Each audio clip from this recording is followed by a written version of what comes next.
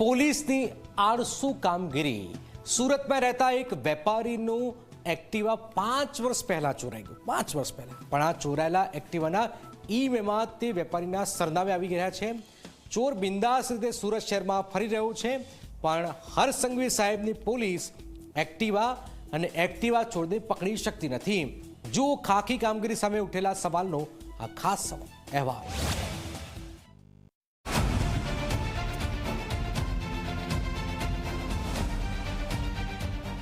સુરત શહેર, જ્યાં ગુજરાત પોલીસની કામગીરીના દાવાઓ ઘણીવાર ચર્ચામાં હોય છે, પરંતુ આજે અમે તમને એક એવી ઘટના વિશે જણાવવા જઈ રહ્યા છીએ જે સુરત ટ્રાફિક પોલીસની નિષ્ફળતાને ઉજાગર કરે છે। એક વેપારીનું એક્ટિવા 5 વર્ષ પહેલા ચોરાયું, પરંતુ પોલીસ ન તો તેને શોધી શકી, ન તો ચોરને પકડી શકી। ઉપરથી ચોરાયેલા એક્ટિવાના મૂળ માલિકને જ ઈ-મેમો ફટકારીને હેરાન કરી રહી છે। ગાડી નંબર કે આપણે સીસીટીવી કેમેરામાં નહોતો, એટલે હવે કે નવો ચડાવી દીધો છે, એટલે હવે આપણે આવી જશે, પણ છતાં 2 વાર ગયેલો, 2 વાર મેમાં આવેલા છે અને 8-8 10-10 દિવસ લગાતાર હું ગયેલો છું, પણ કશું થતું નથી। મળી જશે, આવી જશે એમ જવાબ મળે છે। સૌથી ચોંકાવનારી વાત એ છે કે ચોરાયેલું એક્ટિવા સુરત શહેરમાં જ બિંદાસ ફરી રહ્યું છે। ટ્રાફિક પોલીસના સીસીટીવી કેમેરામાં આ એક્ટિવા કેદ થઈ રહ્યું છે, છતાં પોલીસ ચોરને પકડવામાં નિષ્ફળ રહી છે।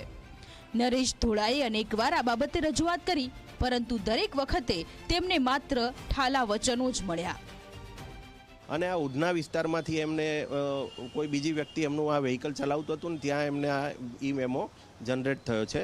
તો આ બાબતે એમની રજૂઆતના આધારે અમારા તરફથી એની તપાસ હાથ ધરવામાં આવશે। બાઇક ચોરી થઈ છે ને આ વિસ્તારમાં ફરે છે, તો એના માટે વોચ ગોઠવવાની પણ કામગીરી કરવામાં આવશે।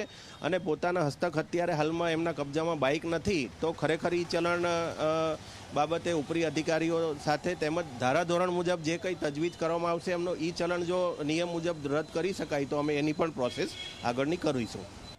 આ ઘટના પોલીસની કામગીરી પર ગંભીર સવાલો ઊભા કરે છે। જ્યારે રાજ્યના ગૃહમંત્રી હર્ષ સંઘવી સુરતના ગૌરવની વાતો કરે છે, ત્યારે શું આવી ઘટનાઓ પોલીસ તંત્રની નિષ્ફળતાને ઉજાગર નથી કરતી? પ્રજાનું રક્ષણ કરવાની જવાબદારી ધરાવતી પોલીસ શું ખરેખર પોતાનું કામ કરી રહી છે? નરેશ ધોળાની આ વ્યથા એક વેપારીની નથી, પરંતુ એવી હજારો લોકોની છે જેઓ પોલીસ પાસેથી ન્યાયની આશા રાખે છે। સવાલ એ છે કે સુરત પોલીસ આ ચોરાયેલું એક્ટિવા ક્યારે શોધશે અને ક્યારે નરેશ ધોળાને ન્યાય મળશે?